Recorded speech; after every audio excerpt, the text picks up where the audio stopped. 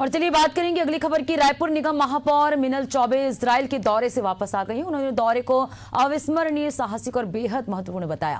उन्होंने कहा कि इजराइल दौरे को लेकर मन में डर था, लेकिन शहर का प्रथम नागरिक होने के नाते इस चुनौती को स्वीकार किया। उन्होंने कहा कि इजराइल तकनीकी रूप से बहुत समृद्ध है, वहां नवाचार होते रहते हैं। महापौर मीनल चौबे ने संवाददाता इम्तियाज अंसारी से खास बातचीत की। देखिए।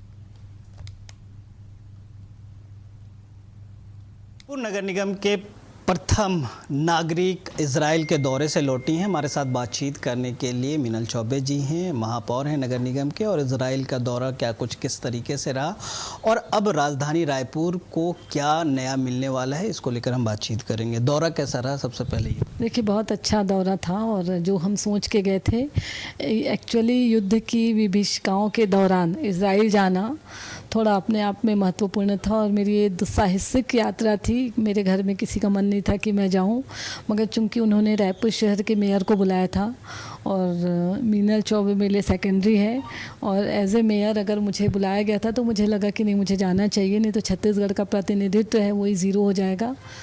तो ये एक्चुअली ये पहले म्यूनी वर्ल्ड कॉन्फ्रेंस 2025 वो पहले जून के महीने में आयोजित था, मगर इसी दरमियान वॉर का सिचुएशन आ गया। फिर इसे जुलाई में 15 से 17 जुलाई तक ही था और हम गए वहाँ। और पहले दिन हमको उसमें यरूशलेम, जो एक बहुत पुराना शहर है, उसकी यात्रा करवाई गई। वो बहुत अच्छा है, वो बहुत अच्छा शहर अपने आप में, ऐतिहासिक उसका महत्व है। वहाँ कुछ चर्चेस हैं, कुछ होलो म्यूज़ियम था, वहाँ हमको ले जाया गया। जो जर्मनी का जो वर्ल्ड वॉर हुआ था उसको वीडियो के माध्यम से हमको दिखाया गया। अपनी तरीके से एक अलग अनुभव था और बहुत पुराना शहर होने के बावजूद भी वेल मेंटेन सिटी है, साफ़ सुथरी, कहीं पे आपको कुछ इशू नहीं दिखेगा और तो अच्छा लगा। और उसके बाद एक डेड सी है, वो भी अपने आप में इजराइल की यात्रा के दौरान जाना ज़रूरी है, वो भी एक अच्छा अनुभव था। फिर उसके बाद जो सेकंड डे था वो हमारा मेन था, जहाँ पे हमको म्यूनी वर्ल्ड कॉन्फ्रेंस जहाँ पे ले जाया गया, जो हमारे जिस कारण से हमारी यात्रा थी और वहाँ देखने को मिला। देखिए, एक बहुत एडवांस कंट्री है, बहुत टेक्निकली मतलब आर्थिक रूप से संपन्न देश है और रिच है, तो उनकी सारी टेक्निक्स भी अच्छी हैं और बहुत अच्छा है।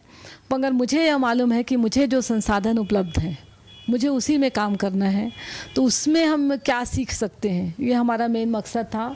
हमको जहाँ पे ले गया था वो एक इनोवेशन, एक पेविलियन था, इनोवेशन पेविलियन, जहाँ पर 150 से भी अधिक स्टार्टअप कंपनियों ने अपना एग्जीबिशन वहाँ पे लगाया था।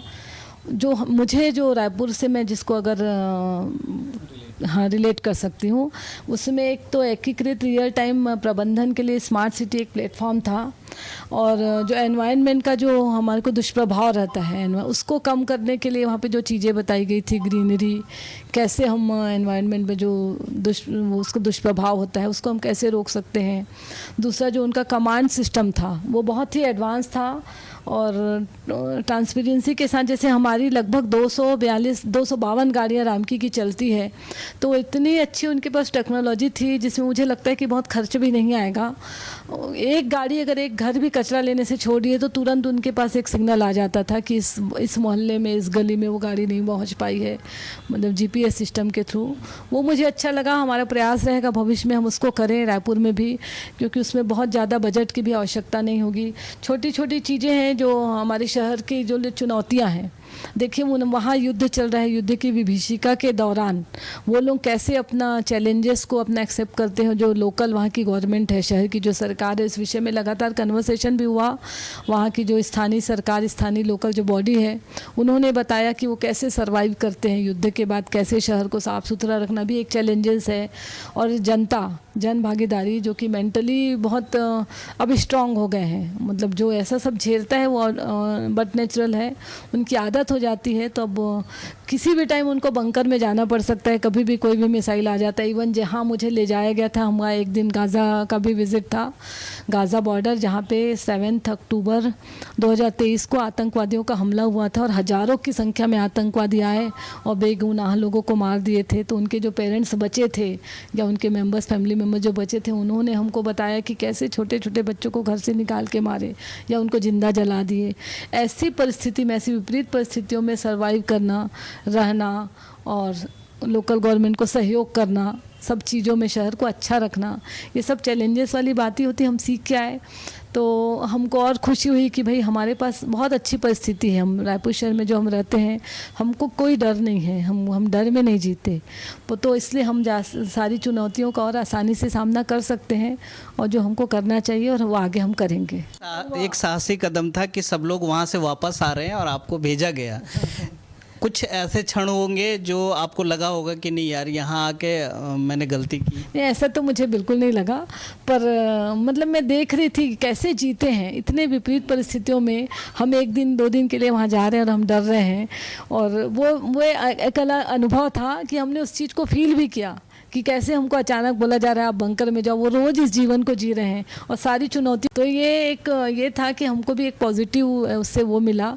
और दूसरी बात जो संवेदना, जो एक हम आतंकवादी, जहाँ पे आतंकवादियों ने हमला किया था, हम उस स्थान पे गए, एक पिता अपने बच्चे के बारे में बता रहे, उनके आंखों के सामने में उसके बेटे को आतंकवादियों ने अपहरण कर लिया, उसके जो छोटे छोटे साल भर 2 साल के बच्चे उनको जिंदा वहाँ पे जला दिया गया। ये सब चीज़ें सुनना तो हमको एक जीवन के प्रति, लाइफ के एक पॉजिटिव सकारात्मक चीज़ें भी आती हैं कि हमको ईश्वर ने बहुत कुछ दिया है।